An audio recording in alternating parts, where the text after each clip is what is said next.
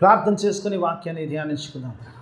మమ్మల్నిగా ప్రేమించు మా పరలోకపు తండ్రి, ముఖ్యాంశమైన దేవా, నీ వాక్య ధ్యానములోకి వస్తుండగా ఎన్నిక లేని వాడిని నీ దైవదాసుడిగా పడుండగా నేను మీ ఆత్మతో అభిషేకించమే నాయన. కేవలము పరిశుద్ధాత్ముడికి స్వరం ఇచ్చేవాడిగానే దేవా నన్ను నిలబెట్టుకోమని వాక్యముతోనైనా నాతో మాతో మాట్లాడి మనందరినీ నాయన బలపరిచి స్థిరపరిచి ఈ స్థలం నుంచి పంపించమని యేసయ్య అతి పరిశుద్ధ నామమున అడిగి వేడుకుంటున్నాను తండ్రి.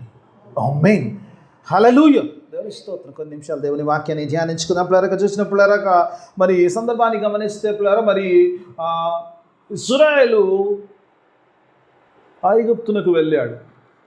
ఎప్పుడంటే పిల్లర మరి కరువు వచ్చింది. అంతకుముందే యోసేపును దేవుడు అక్కడికి పంపించాడు. ఆ కరువు కాలములో మరి అన్నలు ధాన్యం కోసం వెళ్ళారు. ఆ తర్వాత తీసుకొచ్చారు. ఆ తర్వాత అన్నలకు రివీల్, ఆ స్టోరీలో పెద్దగా ఉంది కాబట్టి చాలా షార్ట్ చేయడం ట్రై చేస్తాను ఈ అధ్యాయంలో ఉండడానికి. మరి ఆ యొక్క అన్నలకు ధాన్యం ఇచ్చినప్పుడు తను తాను మరి యోసేపుగా పరిచయం చేసుకుని, ఏ యోసేపునైతే వారు అమ్మి వేశారు, ఏ యోసేపునైతే వారు చంపారనుకో ఆ యోసేపు ఐగుప్తులో రాజుగా ఉన్నట్టుగా చూస్తాం. ఇప్పుడు రాజుగా కాదు కానీ గవర్నర్గా ఉన్నాడు. రాజు తర్వాత రాజంతటి వాడిగా ఉన్నాడు. మరి ఆ సందర్భంలో మరి కానానులో ఉన్న ఇజ్రాయెల్ అందరూ కూడా 70 మంది పైగా మరి అక్కడికి వెళ్ళినట్టుగా చూస్తాం పిల్లర. మరి 70 మంది పిల్లర మరి ఇజ్రాయెలు తన పిల్లలందరితో, తన భార్యలు, తర్వాత తన పిల్లలతో సహా అక్కడ వెళ్ళినట్టుగా చూస్తున్నాం. అక్కడ నివసిస్తున్నారు. అక్కడ మరి Joseph was taking care of his family, అంటే ఆ ఫ్యామిలీని ఆయన చూసుకుంటున్నాడు. పిల్లర ఆ సందర్భంలో అప్పటికే ఆయన వయసు మీద పడి ఉన్నది, వృద్ధుడైన వాడు ఐగుప్తులో ఉన్నాడు. మరి పిల్లలు ఇక్కడ ఈ 48 వచనంలో ఉంటాను, నేను అందులోకి పోను. ఎందుకంటే 48 వచనంలో చూసినప్పుడు యోసేపుకు తెలిసిన సంగతి was busy in his work. చాలాసార్లు బిజీ ఉంటాం. బిజీ ఉన్నప్పుడు ఎలా ఉంటుందంటే మన తల్లిదండ్రులు కూడా చూసుకోలేని సిచ్యువేషన్లో ఉంటాం కదా. ఇవాళ రేపు బిజీ వరల్డ్లో ఉన్నాం, రైట్? ఓకే, మంచి, దేవుని స్తోత్రం. అందుకే ఓల్డ్ ఏజ్ హోమ్లు చాలా ఉన్నాయి తీసుకుని వెళ్ళడానికి, రైట్? ఎందుకంటే చూసుకోలేని పరిస్థితి కొన్నిసార్లు. ఎందుకంటే యోసేపు వాజ్ న్యాచురల్లీ వెరీ బిజీ. ఎందుకంటే మొత్తము అక్కడంతా కరువు ఉంది కాబట్టి చూస్తున్నాడు. నిజంగా కూడా ఆయన చూడాలని కూడా తండ్రిని చూసే పరిస్థితులు లేవు. Was very busy. కానీ అతనికి తర్వాత తెలిసిన విషయం ఏంటంటే మరి అక్కడ తండ్రి అయిన మరి ఇశ్రాయేలు మరి ఆయన బలహీనంగా ఉన్నాడు, అనారోగ్యంగా ఉన్నాడు సంగతి తెలిసినట్టుగా చూస్తాం. ఎవరి ద్వారా ఖబర్ వచ్చింది.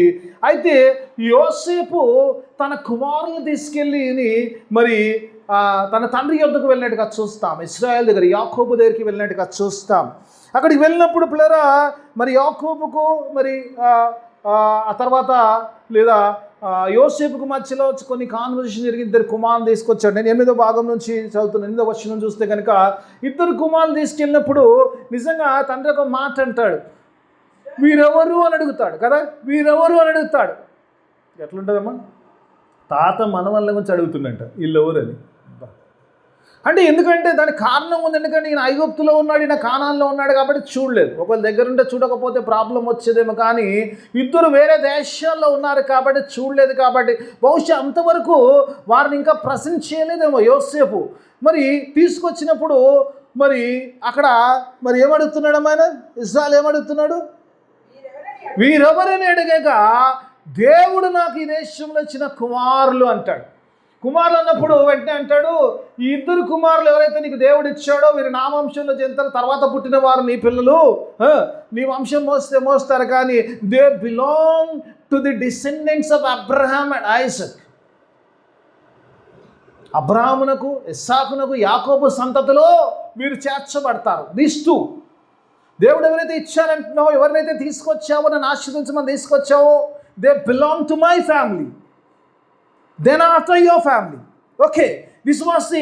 ఆ తర్వాత పిల్లలు ఇక్కడ తీసుకుని వచ్చినప్పుడు వారు ఇద్దరు కూడా పిల్లరా అక్కడ తీసుకొచ్చినప్పుడు మరి ఏం చేస్తుండ్రా, పిల్లలు తీసుకొచ్చారు, వారు నమస్కరించారు. సాష్టాంగపడి నమస్కరించిన తర్వాత యోసేపు పని చేస్తున్నాడు. ఏం పని చేస్తున్నాడంటే ఇలా ఇస్సాకు ఇలా యాకోబు ఉన్నాడు, యోసేపు అటు సైడ్ ఉన్నప్పుడు ఏం చేశాడంట, తన ఎడమ వైపు మనీష్యను పెట్టాడు. ఎడమ చేతి వైపు మనీష్యను పెట్టాడు. ఎందుకంటే పెద్ద కుమారుడు కాబట్టి. ఎందుకంటే ఇప్పుడు నాకు ఎదురుగున్నానికి ఎడమ చేయడం నా కుడి చేయి అవుతుంది. అయితే తండ్రి కుడి చేయి మనీష్య మీద ఉండాలి, ఆశీర్వదించాలని తనకు ఎడమ వైపు మనష్యను పెట్టాడు, తనకు కుడివైపు ఎఫ్రాయిమును పెట్టాడు. చిన్నవాడు కాబట్టి తండ్రి ఇలా ఆశీర్దిస్తే ఎలా ఉంటుంది, ఇలా బ్లెస్ చేస్తే రైట్ హ్యాండ్ మనష్య మీద ఉంటుంది, లెఫ్ట్ హ్యాండ్ ఎఫ్రాయిం మీద ఉంటుంది. దిస్ ఈజ్ ది వే ఆశీర్వదించాలని కుమారులను తీసుకొచ్చాడు. కుమారులు నమస్కరించినప్పుడు అప్పుడు ఇజ్రాయేలు యాకోబు, ఎందుకు యాకోబు, ఎందుకంటే చిన్నోడు కాబట్టి ఇలా చేశాడు, క్రాస్ హ్యాండ్స్. కుడి చేయి తీసుకెళ్ళి ఎఫ్రాయిం మీద పెట్టాడంట, ఎడమ చేయి తీసుకెళ్ళి మనష్య మీద పెట్టాడు. ఆశీర్వదించడం మొదలుపెట్టాడు కదా, ఆశీర్వదించాడు. ఆ అధ్యాయం చదవండి, చాలా వండర్ఫుల్ ఉంటుంది వెళ్ళినప్పుడు చూసినప్పుడు. ఎప్పుడైతే ఆశీర్వదించడం మొదలుపెట్టాడో ఆశీర్దిస్తున్నాడు, ఓకే ఫైన్. మధ్యలో యోసేపు చూశాడు, కళ్ళు మూసుకున్నాడు ఆశీర్దిస్తున్నప్పుడు. చూడు, మధ్యలో చూసినప్పుడు చూస్తే తండ్రి కుడి చేయొచ్చి ఎఫ్రాయిం మీద ఉంది, ఎడమ చేయొచ్చి మనష్య మీద ఉంది, కొంచెం ఆయాసంగా ఉంది.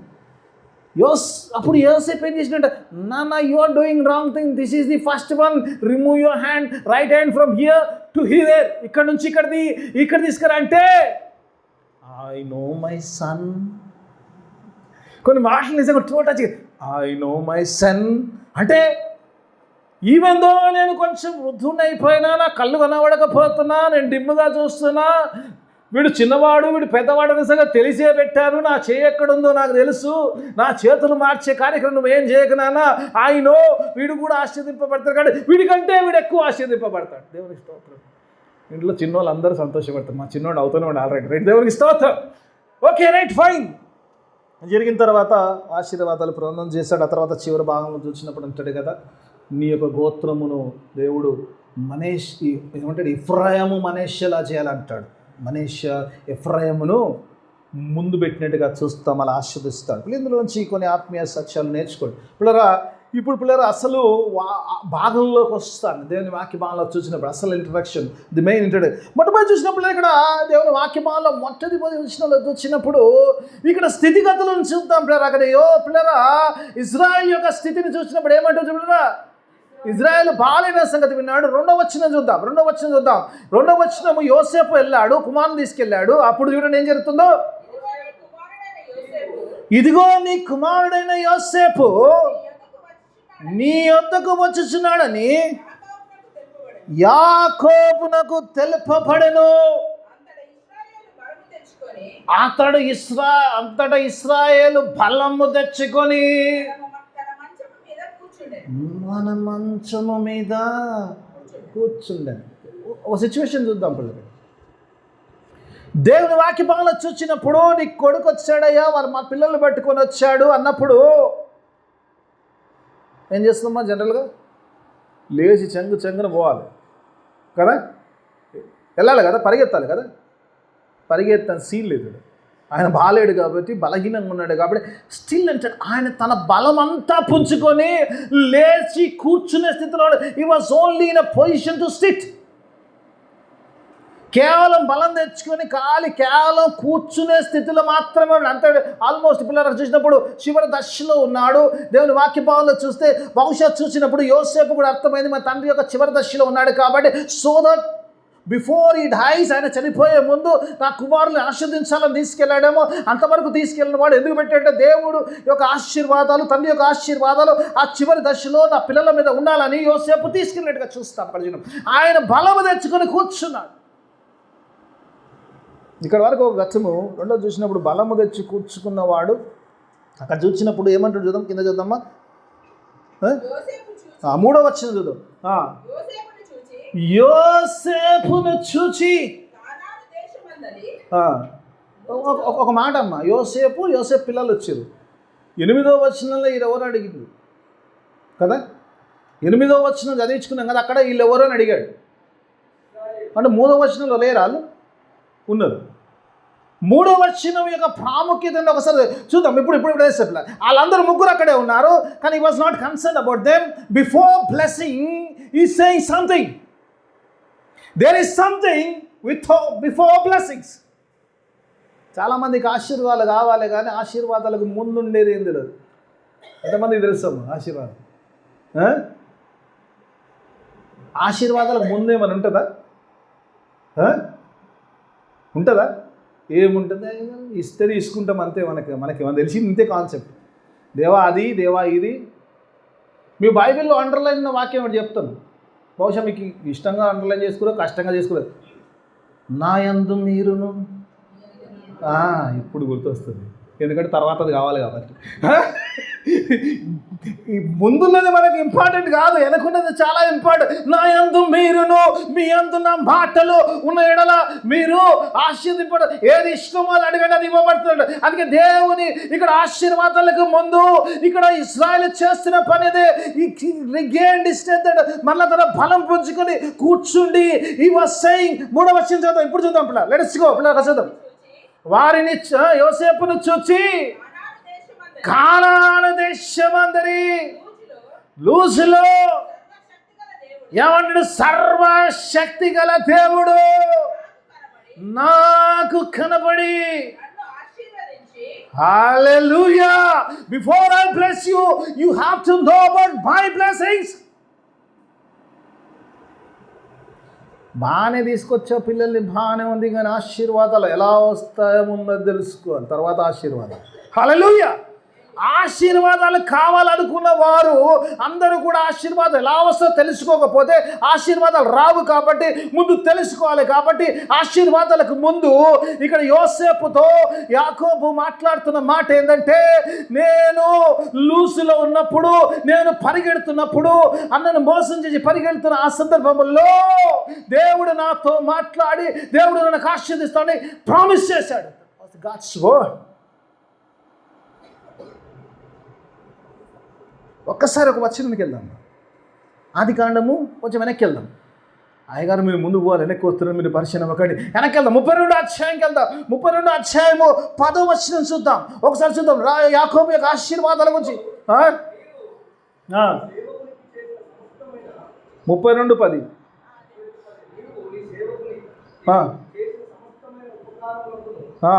నీవు నీ సేవకునకు చేసిన సమస్తమైన ఉపకారములకు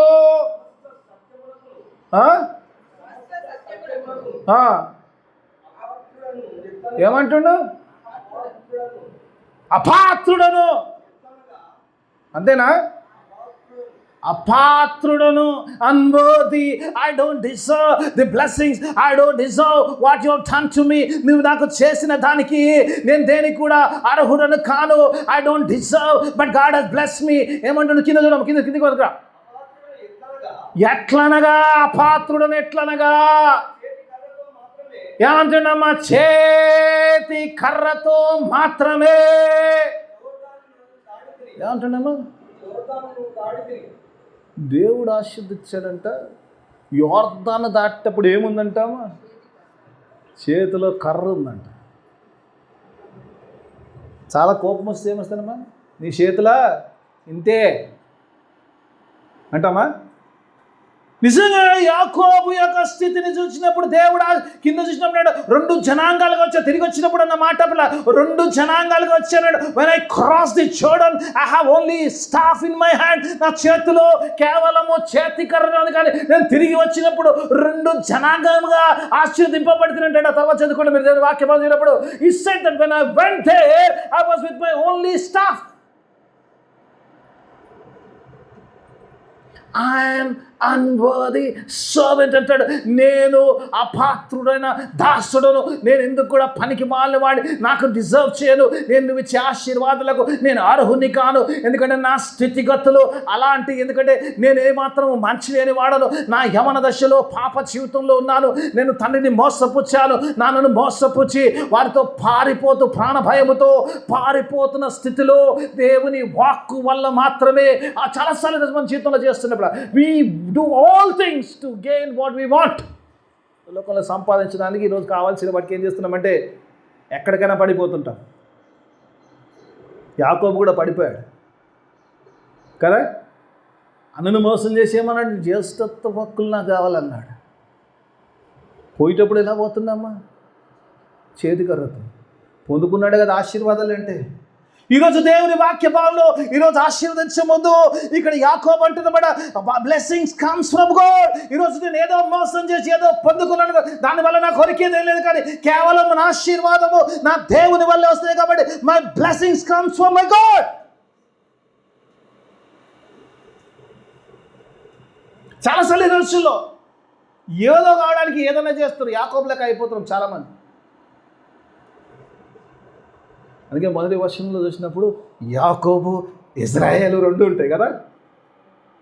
రెండవ వచనంలో యాకోబు ఇజ్రాయేలు అంటాడు, తిరిగి లేచి కూర్చున్నాడు. ఎందుకంటే పడిపోయే స్థితిలో ఉన్నప్పుడు దేవుడు వాట పొందుకున్నాడు. చెవులు చేతికర్రతో వెళ్ళవాడు, రెండు జనాంగంగా తిరిగి వచ్చాడు. బ్లెస్సింగ్స్ గురించి మాట్లాడుతున్నప్పుడు అక్కడ చూసినప్పుడు, ఎందుకంటే ఆ దేవుని యొక్క ఆశీర్వాదాలు దేవుని నుంచి వస్తాయి, కానీ మానవుల నుంచి కాదు. చాలాసార్లు ఈ రోజుల్లో ఏదో చేస్తే ఏదో వస్తే కదా. నీ బ్లెస్సింగ్స్ అని ఇట్ కమ్స్ ఫ్రమ్ అబౌవ్.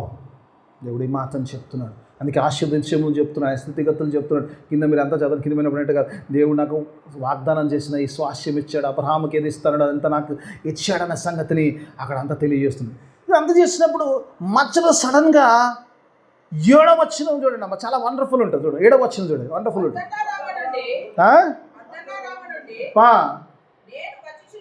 నేను వచ్చుచున్నప్పుడు ఎఫ్రాతాకు ఇంకా కొంత దూరమునుండగా మార్గములో రాహేలు కానాను దేశములో నా ఎదుట మృతి పొందెను. అక్కడ ఆమె నేను పాతి పెట్టానంటాడు. చూసినప్పుడు ఈ స్టోరీ అంతట్లో ఈ మధ్యలో ఏమెందుకు వచ్చింది, ఎందుకు వచ్చింది అని ఒకసారి ఆలోచించాలి. Just asking God, why God ఈ మధ్యలో రాహేలు ఎందుకు వచ్చింది? సరే ఆశీర్దించుడు కరెక్ట్, నువ్వు ఆశీర్దిస్తున్నావు, నేను ఆశీర్దించిన దేవుడు నేను ఆశీర్దిస్తాను కదా. ఎందుకంటే మరి యోసేపుకు తెలియదేమో, యోసేపు పిల్లలకు తెలియదు, ఎందుకంటే ఐగుప్తులో ఉన్నారు కాబట్టి దేవుని పద్ధతులు దేవుని విధి విధానాలు తెలియదు కాబట్టి దేవుడు ఎలా ఆశీర్దిస్తాడు, దేవుళ్ళు ఎలా ఉండాలనే సంగతి విషయాలు చెబుతున్నారేమో అనుకోవచ్చు. కానీ దేవుని వాక్యభావం చూసినాడు, మధ్యలో ఎందుకు రాహేలు పెట్టాడు? రాహేలు గురించి ఎందుకు చెప్తున్నాడు అంటే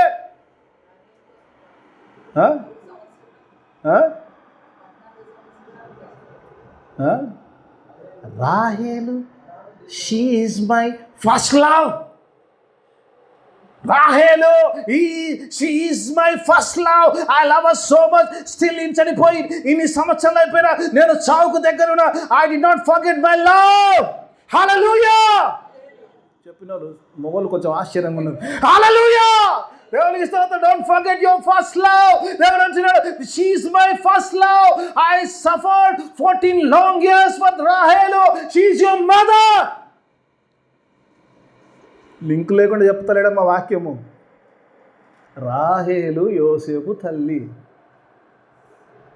నీ తల్లిని ఎంత ప్రేమించాను, నీ తల్లిని ఎంత ప్రేమించానంటే 14 సంవత్సరాల పాటు నీ తల్లి కొరకు, నా భార్య కొరకు నేను కష్టపడ్డాను, శ్రమ పడ్డాను. 14 సంవత్సరాలు బానిసత్వం చేశాను. I love her so much. Your mother, I love her so much. She is my first love.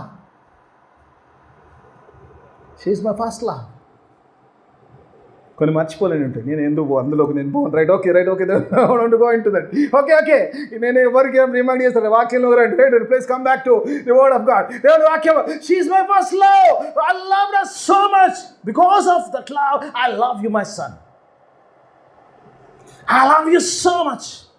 Even in my dying situations, I love you so much so that I want to bless you and your kids. యాకోబు 14 సంవత్సరాలు శ్రమ పడ్డాడమ్మా. యేసయ్య ఈరోజు తన భార్య అయిన సంఘము కొరకు ఆ శిలువలో శ్రమ పడ్డాడు. హల్లెలూయా. ఆ శిలువలో ఆయన శ్రమ పడ్డాడు. ఆ శిలువలో తన ప్రాణమును అర్పించాడు. ఆ శిలువలో తన ప్రశస్త రక్తమును ఆయన చిందించాడు. తన భార్యను ఎంతో ప్రేమిస్తాడు. His first love is the church. God's first love is the church. He loves us so much. నేను కళ్ళు మూసుకొని చెప్తే ఎవరో చూస్తున్నాను. ఎవరం కూడా తన ఫస్ట్ లవ్ను మర్చిపోలేము. అలాగే దేవుడు కూడా తన ఫస్ట్ లవ్ను మర్చిపోలేము. తన సంఘమును మర్చిపోడు. అందుకనే సిలువలో ప్రాణమును ఇచ్చాడు, సిలువలో ప్రశస్త రక్తమును ఇచ్చాడు. దానికి సాదృశ్యం పల్ల ఆరాధనలో మనం వెళ్తాము, పళ్ళలో చేవేస్తాము. ఎందుకంటే నన్ను జ్ఞాపకం చేయుటకు దీన్ని చేయడంటాడు. ఇక్కడ యోసేపు జ్ఞాపకం చేసుకుంటున్నాడు. ఏంటో I'm remembering my first love. I love that so much that I suffer for that. ఈరోజు యేసు ప్రభువు అంటున్నాడు, నా సంఘము నేను ఎంతో ప్రేమించాను, ఎంత ప్రేమించానంటే తన కొరకు ప్రాణం పెట్టాను. ఒకసారి చూద్దాం, ఒక వచనం చూద్దాం. అపోస్తల కార్యం 20వ అధ్యాయం 20వ వచనం చూద్దాం. ఎంత ప్రేమించాడు ఒకసారి చూద్దాం పిల్ల. దేవుడు తన సంఘమును ఎంత ప్రేమించాడు ఒక మాట చూద్దాం పిల్ల. Let us see. దేవుడు ఏమన్నాడు? దేవుడు తన స్వరక్తమిచ్చి సంపాదించిన హల్లెలూయా తన సంఘము, దేవుడు స్వరక్తమిచ్చి సంపాదించిన తన సంఘము, అట్టి సంఘము. God says, you are my first love. The reason blessing him, you are my first love. The reason I want to bless you because you are my first love. ఊరికి నేను టైం పాస్ చెప్పట్లేదు, రాహేల్ చనిపోయింది దాని గురించి చెప్పట్లేదు. యోసేపు, అరే బాబు మీ అమ్మను మర్చిపోయేమో లేదు, కానీ నేను మర్చిపోలేదురా బాబు, నేను శ్రమ పడ్డాను. సంఘము దేవుని మర్చిపోవచ్చు, ఎందుకంటే శిల్వ కార్యం నీది కాదు కాబట్టి ఆయన చేశాడు కాబట్టి నువ్వు మర్చిపోదు. ఆయన నిన్ను మర్చిపోలేదు, నీ కొరకు శ్రమ పడ్డాడు కాబట్టి ఆయన నిన్ను మర్చిపోడు. నీ నీడైనా నిన్ను విడిచిపెడతాను కానీ ఆయన నిన్ను విడువను, ఎడబాయను అంటాడు. That kind of the love is God's love. దేవుని యొక్క ప్రేమ అతి విధమైనది. Okay right, okay, I don't know where to talk. ఇంకా నేను ఇంకా ఇంట్రడక్షన్లో ఉన్నాను. రైట్, దేవుని స్తోత్రం పిల్ల, దేవుని వాక్యం పిల్ల. అందుకే అన్నాను ఎక్కడ స్టార్ట్ చేయాలి, ఎక్కడ అర్థం చేయాలో తెలియదండి. ఇప్పుడు మూడవ చూసినప్పుడు ఇక్కడ చూసినప్పుడు ఒకసారి చూద్దాం. Let us go into the 11th verse పిల్ల. ఇంట్రడక్షన్లో ఒక భాగం ఉంది, అది చూసుకొని ముందుకెళ్దాం. రైట్ పిల్ల, ఇశ్రాయేలు యోసేపుతో నీ ముఖము చూచెదనని నేను అనుకొనలేదు, కానీ హల్లెలూయా దేవుడు అంటున్నాడు. ఇక్కడ ఇశ్రాయేలు అంటే యాకోబు అంటున్నాడు, నీ ముఖం చూస్తానని అనుకోలేదురా బాబు, కానీ దేవుడు నాకు నీ పిల్లల్ని చూసే అవకాశం ఇచ్చాడు. ఎంత సంతోషం ఉంటుందమ్మా. చచ్చిపోయాడు అనుకున్నాడు పాపం. అన్నలు కూడా అదే చెప్పారు, నీ కొడుకు చచ్చిపోయాడు చూసుకొని అంగి తీసుకొచ్చారు కదా. ఇగో చూడండి, రక్తం మరకల్లో ముంచేసి ఏదో చంపాడంటే, ఏదో క్రూర జంతువు చంపేసిందేమో, నా కుమారుడు చచ్చిపోయాడు విలపించాడంట. అందులో నేను రెఫరెన్స్లు ఇవ్వను, ఎందుకు చాలా ఏడ్చాడంట, ఘోరంగా ఏడ్చాడంట. తండ్రి చాలా ప్రేమించేవాడు కాబట్టి చాలా బాధపడ్డాడంట కుమారుడు. అందుకే అంటున్నాడు ఇక్కడ, ఇట్స్ గ్రేటెస్ట్ థింగ్ గాడ్ అంటే ఐ రిగెయిన్డ్ యూ. నా సంతోషం యొక్క అవధులు లేదు, ఎందుకంటే నా సంతోషం ఎంత గొప్పదంటే నేను నిన్ను చూస్తాను కనుక నీ పిల్లల్ని చూసే అవకాశము దేవుడు నాకు ఇచ్చాడు. I gained you back again. నేను నిన్న అలా పొందుకున్నాను, అంత సంతోషం ఉంటుంది. తిరిగి పొందుకోవడం ఎంత సంతోషం ఉంటుందో. ఒక వచనం చూపించి నేను ముగించేది కదా, ముందుకెళ్ళిపోతుంది. రక్షణ లూకాసు వార్త 15వ అధ్యాయము. తిరిగి పొందుకుంటే ఏముంటుందో ఒకసారి చూద్దాం. 15వ అధ్యాయం 7వ వచనం చూద్దాం. తిరిగి పొందుకుంటే ఆనందం చూసి అచ్చువలే మారు మనసు అక్కరలేని 99 అంటాడు. 99 నీతిమంతుల విషయమై కలుగు సంతోషము కంటే మారు మనసు పొందు ఏమంటాడమ్మా, ఎంత క్లియర్ అంటే ఒక్క పాపి విషయములో పరలోకమందు ఎక్కువ సంతోషము కలుగును. హల్లెలూయా. ఒక పాపి మారు మనసు పొందితే, ఒక పాపి యేసుని అంగీకరిస్తే, ఒక పాపి యేసు రక్తంలో కడగబడితే పరలోకమంతా కూడా ఆనందిస్తుందంట. Heaven rejoices over a sinner. Heaven rejoices over a sinner. దేవుని వాక్యం ఆనందిస్తున్నాడు. It's rejoicing to gain back. తిరిగి పొందుకున్న వారి గురించి చెప్పిన పెద్ద లిస్ట్ ఉంటుంది, అందులోకి నేను పోను. దేవుని వాక్యం నా వాక్యంలోకి వచ్చేస్తాను. ఇక్కడ చూసినప్పుడు ఒక మాట చూద్దాం లెట్స్ గో పిల్లలు ఎన్ని అవుతాయని చూద్దాం పిల్ల మొట్టమొదటి అవుతే ప్రభు చిత్తం అయితే ఫాస్ట్ ట్రాక్లో క్లోజ్ చేయడానికి ప్రయత్నం చేద్దాం అంటే సగం కాకుండా పిల్ల మొట్టమొదటి చూసినప్పుడు ఇక్కడ చూసినప్పుడు దేవుని వాక్యం బ్లెస్సింగ్స్ విషయంలో చూద్దాం. బ్లెస్సింగ్స్ విషయంలో చూసినప్పుడు బ్లెస్సింగ్స్లోకి వచ్చేస్తాను 8వ వచనం నుంచి వచ్చేస్తాను వాక్యంలో పిల్లలు చూసినప్పుడు ఇక్కడ పిల్ల దేవుని చూసినప్పుడు అక్కడ ఏం చేస్తున్నాం ఆశీర్వాదాలు. రైట్ హ్యాండ్ వచ్చేసి ఎఫ్రాయిం మీద ఉంది, లెఫ్ట్ హ్యాండ్ వచ్చి మనష్షా మీద కదా, అవునే కదా. రైట్ హ్యాండ్ వచ్చి ఎఫ్రాయిం మీద ఉంది, లెఫ్ట్ హ్యాండ్ వచ్చి మనష్షా మీద ఉంది. ఇక్కడ చూసినప్పుడు దేవుని వాక్య భాగంలో చూసినప్పుడు ఆశీర్వాదాలు చూసినప్పుడు యాక్చువల్లీ రావాల్సింది రైట్ హ్యాండ్ మనష్షా మీద రావాలి కదా, లెఫ్ట్ హ్యాండ్ వచ్చి ఎఫ్రాయిం మీద రావాలి. ఇందులోంచి దేవుని వాక్య భాగంలో మనం గమనించాలి. ఆశీర్వాదాలు ఇస్తున్నప్పుడు అక్కడ యాకోబు ఈరోజు నిజంగా ఆత్మీయంగా నేర్చుకోవాల్సింది నీవు నేను ఏంటంటే పిల్లరా అవుట్ ఆఫ్ లవ్ ఆ ప్రేమలో నుంచి ఆశీర్వాదం వస్తుంది కదమ్మా. ఆయన ప్రేమలో నుంచి ఎందుకు ఆశీర్దిస్తారో రీజన్ చెప్తున్నా, because I love you so much, because you belong to my first love. ఎందుకంటే అంటుండు కదా, అందుకే ఆశీర్దిస్తున్నప్పుడు అంటాడు ఆ కుమారుని పెట్టినప్పుడు దేవుని వాక్య అక్కడ చూసినప్పుడు ఎఫ్రాయిము ఆ మొదటి ఆశీర్వాదాలకు అర్హుడు కాదు, కానీ ఆ మొదటి ఆశీర్వాదాలు ఎఫ్రాయిముకి ఇస్తున్నాడు. దేవుని వాక్య భాగంలో చూసినప్పుడు ఒకసారి యోహాను సువార్త మనం తెలిసిన విషయం 3వ అధ్యాయం 16వ వచనంలో చూసినప్పుడు ఏమంటాడు, దేవుడు లోకమును ఎంతో ప్రేమించాడు.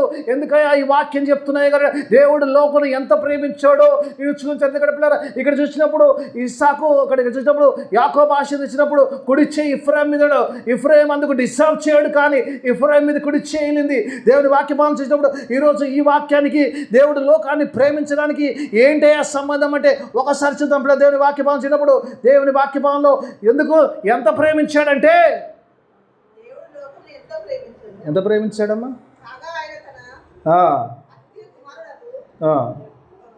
ఇది ఎవరమ్మా, ఇది అందరూ తెలిసిన వాక్యం. అందులో కాకుండా ఎందుకు దేవుని యొక్క ఆశీర్వాదము ఇది వచ్చినట్టు ఒకసారి చూద్దాం. రోమపత్రిక 5వ అధ్యాయం 8వ వచనం చూద్దాం. మనందరికీ తెలిసిన వాక్యం. దేవుని ప్రేమ వల్ల ఆశీర్దిస్తున్నాడు. ఎందుకు ప్రేమిస్తున్నాడు, ఎలాంటి స్థితిలో ప్రేమిస్తున్నాడు ఒకసారి చూద్దాం. నేను ఫాస్ట్ ట్రాక్లో వెళ్ళిపోతాను, మ్యాక్సిమం మీకు అన్ని విషయాలు చెప్తాను. ఈ 3 విషయాలు కూడా చెప్పి వదిలిపోతాను. ఒకసారి చూద్దాం. అయితే దేవుడు ఇదంతా వాక్యం లేకున్నా కూడా అతను మన ఎడల ఏమంటాడు, మన ఎడల తన ప్రేమను. ఎందుకంటే దేవుని ఫస్ట్ లవ్ మనమైనా కాబట్టి ఆయన దేవుడు అయితే మన ఎడల తన ప్రేమను వెల్లడపరచుచున్నాడు. ఈ ఆశీర్వాదం ఎందుకు ఎఫ్రాయిం మీదకి చేతి వస్తుంది, ఎందుకు మన మీదకి చేయొస్తుందంటే దేవుని వాక్య భాగంలో చూసినప్పుడు అయితే దేవుడు మన ఎడల తన ప్రేమను వెల్లడపరచునప్పుడు ఎట్లనగా ఏమంటున్నావు, మనము ఇంకను ఎఫ్రాయిములై ఉండగా వెన్ వీ డోంట్ డిజర్వ్. నిజంగా చెప్పాలంటే ఎందుకంటే పాప స్థితిలో ఉన్నప్పుడు, ఆ పాపములో ఉన్నప్పుడు ఆశీర్వాదాలకు మనం అర్హులము కాదు. ఎఫ్రాయిం ఏ రీతిగా అయితే మొదటి ఆశీర్వాదాలకు అర్హుడు కాదో ఆ రీతిగా సంఘము కూడా దేవుని యొక్క ఆశీర్వాద అర్హత లేని స్థితిలో ఈస్ క్రాసింగ్ హిస్ హ్యాండ్స్. దేవుని వాక్యం చూసినప్పుడు ఎఫ్రాయిం ఇంకా మనం పాపములో ఉండగా ఆయన ప్రేమను బట్టి ఏమంటున్నాడు, క్రీస్తు మన కొరకు చనిపోయాను. హల్లెలూయా. ఎఫ్రాయిం స్థితిలో ఉన్నప్పుడు, ఇంకా ప్రేమకు ఆయన ఆశీర్వాదకు అర్హులుగా లేనప్పుడు, ఇంకా పాప స్థితిలో ఉన్నప్పుడు, ఏ అర్హత లేనప్పుడు ఆయన ఆశీర్వాద is putting his right hand to bless us. ఇప్పుడమ్మా when we don't deserve, అదే అన్నాడా యాకోబు ఏమన్నాడు 32లో, అది ఇక్కడ వద్దమ్మా అంటాడు, నేను ఇంకా అపాత్రుడను. ఇప్పుడు ఎలా ఉన్నాం మనము, సంఘం ఎలా ఉంది, అపాత్ర స్థితిలో ఉంది, ఆశీర్వాదాలు పొందుకోలేని స్థితిలో ఉన్నప్పుడు God is putting his right hand breaking the order, out of order blessings దేవుడే ఇచ్చాడు. ఏమి ఇచ్చాడమ్మా, జ్యేష్ఠ ప్రవక్తులంట జ్యేష్ఠ కుమారునికి ఇవ్వాలంట. మీరు ఎప్పుడన్నా వెళ్ళండి, మీకు రెఫరెన్స్ చేయంటే నాకు అసలు నాకు ఏం చెప్పాలి అర్థం కాదు. మీరు ఆ లేవి కాండాలు చూస్తుంటాడు కదా, 2 భార్యలు ఒకరికి ఉంటే ఒక భార్యను ప్రేమిస్తూ ఇంకో భార్యను తక్కువ ప్రేమించాడు. ఇద్దరు ఉన్నప్పుడు ఖచ్చితంగా నేను కళ్ళు మూసుకుంటున్నాను, ఎవరిని చూస్తలేదు. కానీ ఇద్దరు ఉన్నప్పుడు ఒకరిని ఎక్కువ ప్రేమిస్తే ఒకరు తక్కువ ప్రేమిస్తారు. నేను ఎవరిని చూస్తలే, ఎవరిని ఉద్దేశించాను. ఒకరిని ఎక్కువ ఒకరు తక్కువ కామన్ అది. నేను ఇద్దరు ఈక్వల్ అండి, రెండు కళ్ళు అండి, ఈ సిద్ధాంతం వద్దు. ఇద్దరు ఉన్నప్పుడు అలా అంటాము. కానీ అంటాడు, ఒకవేళ నీకు ఇష్టం లేని భార్య నీ కుమారుని కన్నప్పుడు వాడు పెద్ద కుమారుడైతే నీకు ఇష్టం లేకపోయినా కానీ నీ పెద్ద కుమారునికి జ్యేష్ఠత్వపు హక్కులు ఇవ్వాలి. You have to give him the first born rights అంటాడు. అలా చెప్పిన దేవుడు he is breaking his order to bless the Ephraim.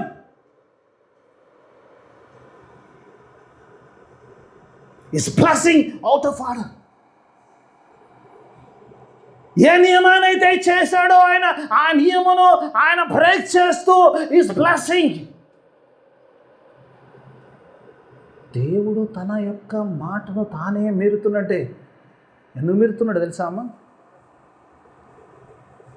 ఎందుకు మీరుతున్నాడు దేవుడు తెలుసా అమ్మ?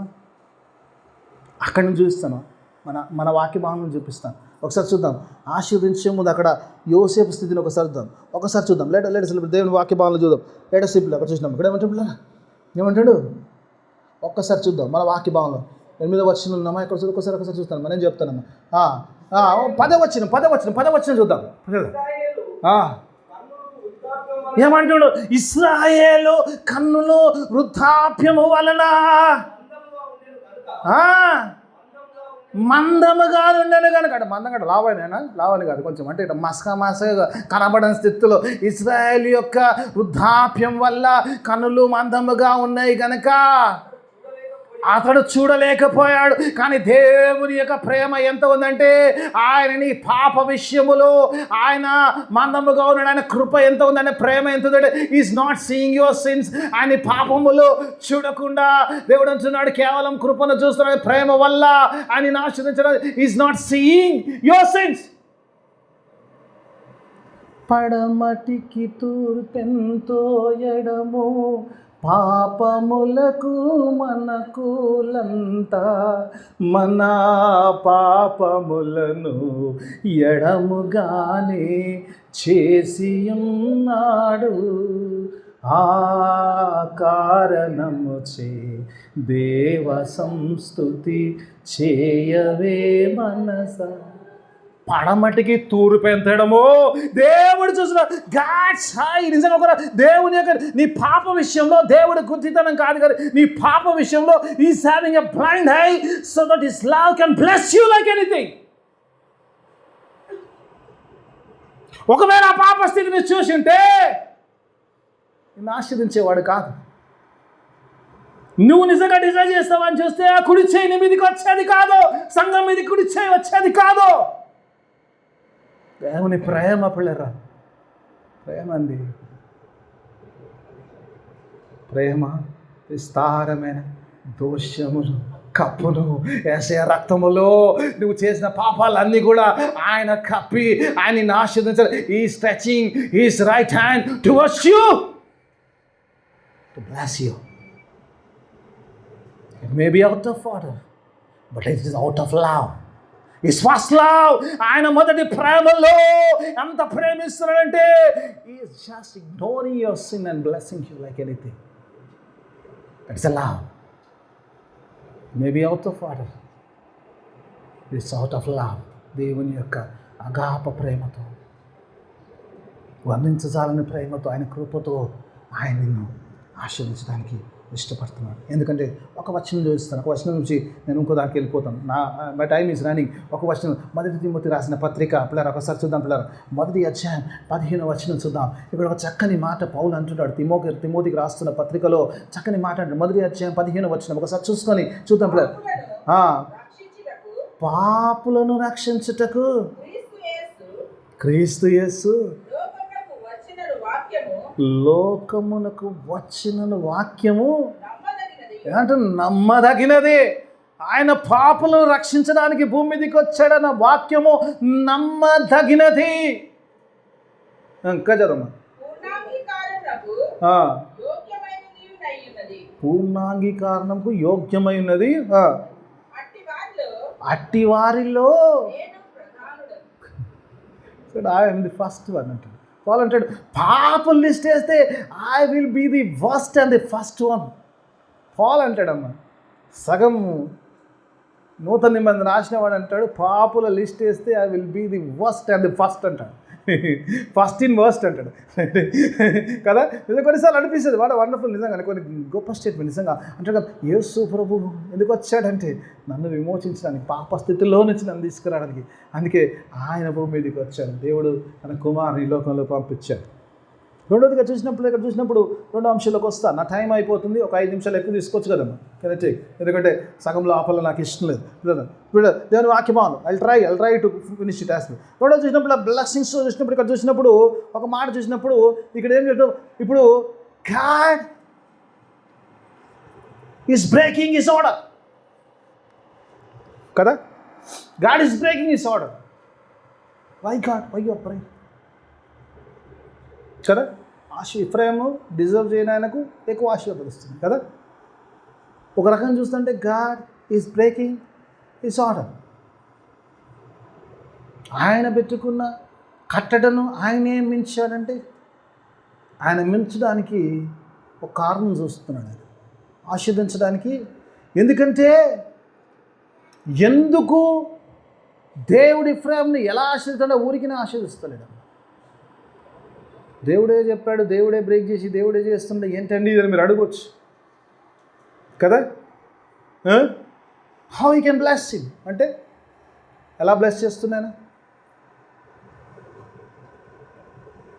Through cross. Hallelujah.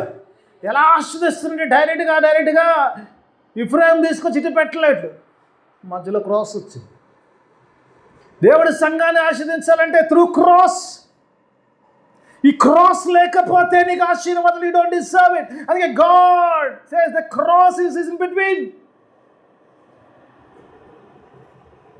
God is breaking his order through cross. ఆ క్రాస్ లేకపోతే, ఆ సిలువ లేకపోతే ఈ కుడి చేయి అటు వచ్చేది కాదు, సంఘం మీదకి వచ్చేది కాదు. యేసు ప్రభు మీద ఉండేది. ఎందుకంటే ఆయన కుమారుడు, ఆయన జ్యేష్ఠ కుమారుడు, ఆయనే కాదు, ఒకటే కుమారుడు కదా.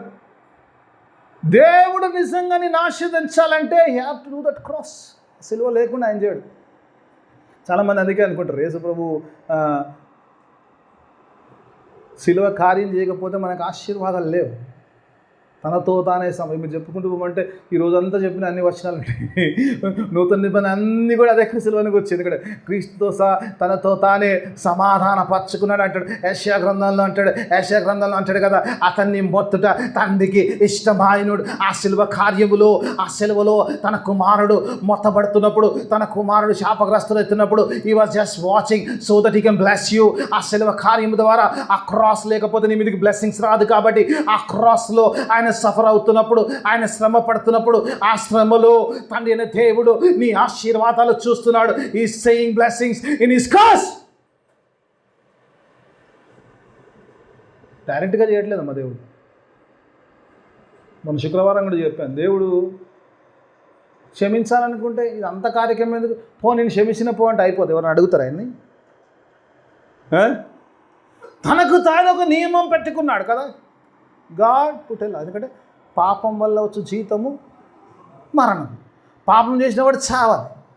నీ సావు అటు పోతే కానీ నీకు ఆశీర్వాదాలు రాదు. అంతేనా?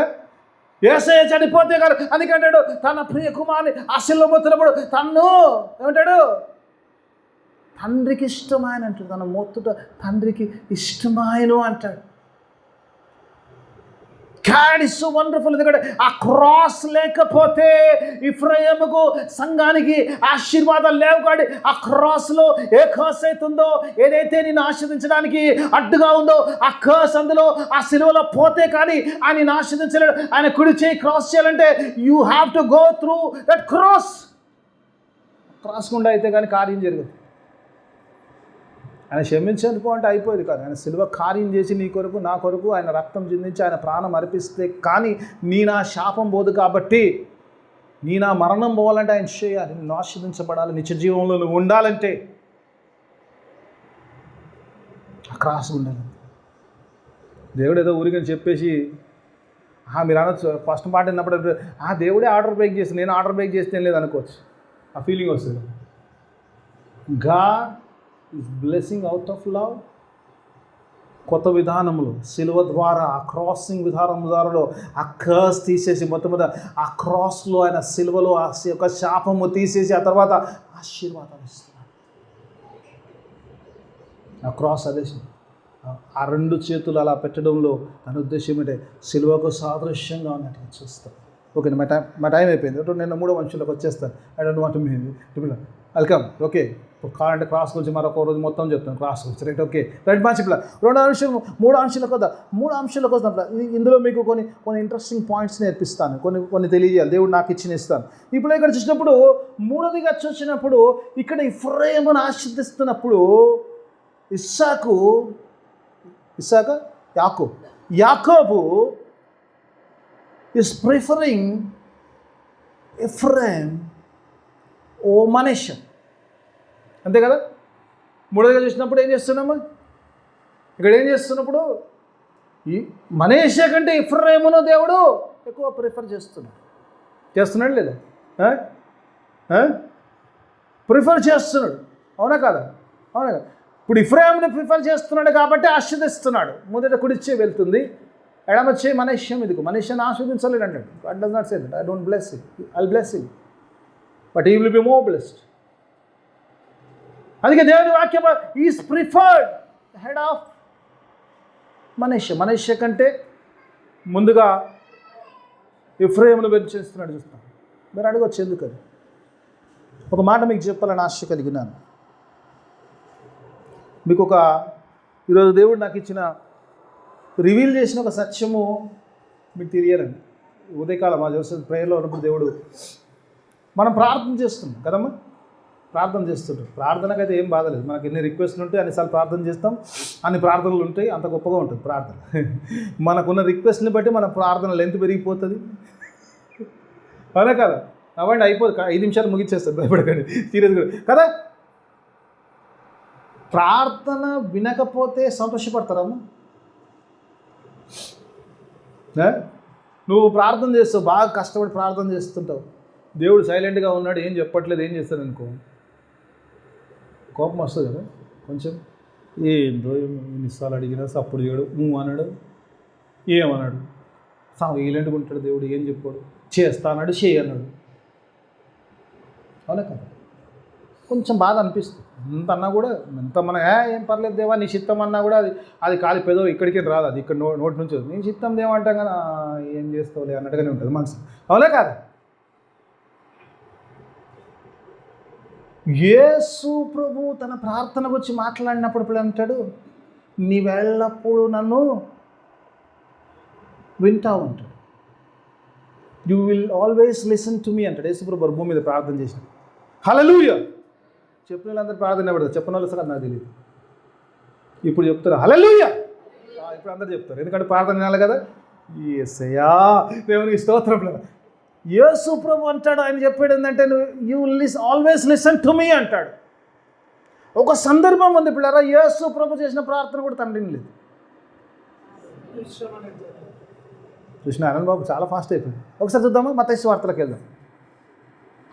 ఒకసారి మత్తయి వార్త 26వ అధ్యాయం 39వ వచనం.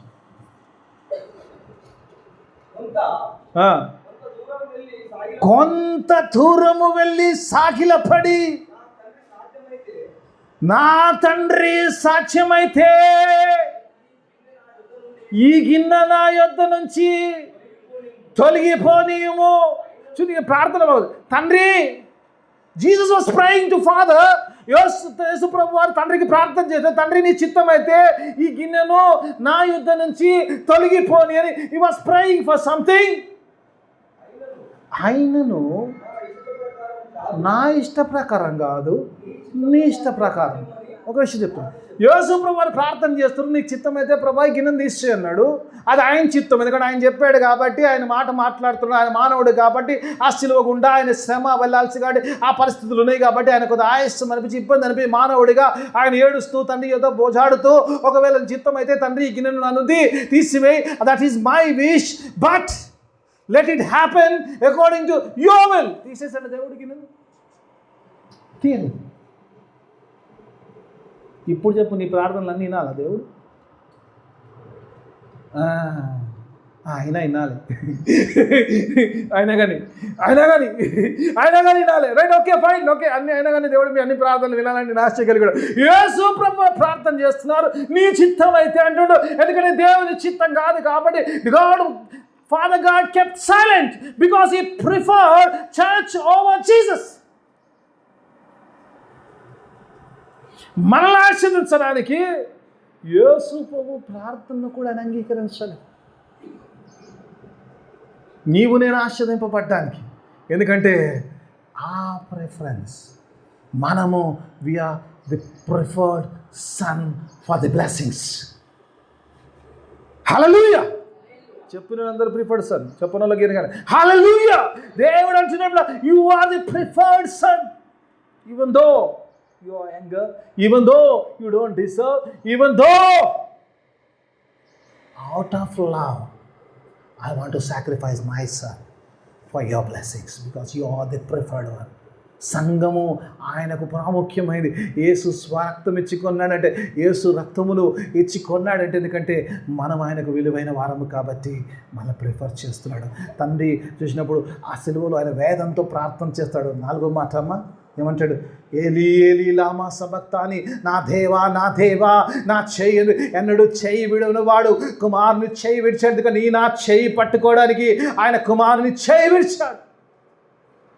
Because he wants to bless us. Because we are his first love. అందుకే ఈరోజు God is crossing his hands to bless us. Bless his church. అలా దేవుడు ఆశీర్వదించడానికి దేవుడు తన కృపా సహాయాన్ని మనందరికీ ప్రార్థన చేసుకుందాం. మమ్మల్ని అతిగా ప్రేమించు మా పరలోక తండ్రి, నీకు వేరే ఆదేశిస్తూ అవును నచ్చకని మాటలు నాతో మాట్లాడిన దేవానికి ఇస్తూ అవును నాయన అవుట్ ఆఫ్ ఆర్డర్లోనూ నన్ను ప్రేమలో నాయన మమ్మల్ని ఆశీర్వదిస్తున్నావు. సిలువ ద్వారా కార్యాన్ని చేస్తున్నందుకు నీకు స్తోత్రం నాయన. యేసయ్య కంటే నాయన మీరు మమ్మల్ని ముందు పెడుతున్నారు నాయన. ఎందుకంటే యేసయ్యలో విశ్వాసము ద్వారా నీ కుమారులు మేము అవుతున్నాము కాబట్టి అటు కుమారులను మీరు ఆశీర్వదిస్తున్నాము. ఏ యోగ్యత లేదు, ఏ మంచితనము లేదు, ఏ ప్రత్యేకత లేదు, ఏ అర్హత లేదు, అయినా నువ్వు ఆశీర్వదిస్తున్నావు. దేవానికి స్తోత్రం. నీ ప్రేమను బట్టి స్తోత్రం, నీ ఆశీర్వాదాన్ని బట్టి స్తోత్రం, నీ రక్షణ బట్టి స్తోత్రం చెల్లిస్తున్నావు. విత్తబడిన వాక్యం అందరి జీవితంలో ఫలభరిత వాక్యం చేయండి. వాక్యానుసరమైన జీవితం దయచేయమని యేసయ్య పరిశుద్ధ నామమున అడిగి వేడుకుంటున్నాను తండ్రి. ఆమేన్.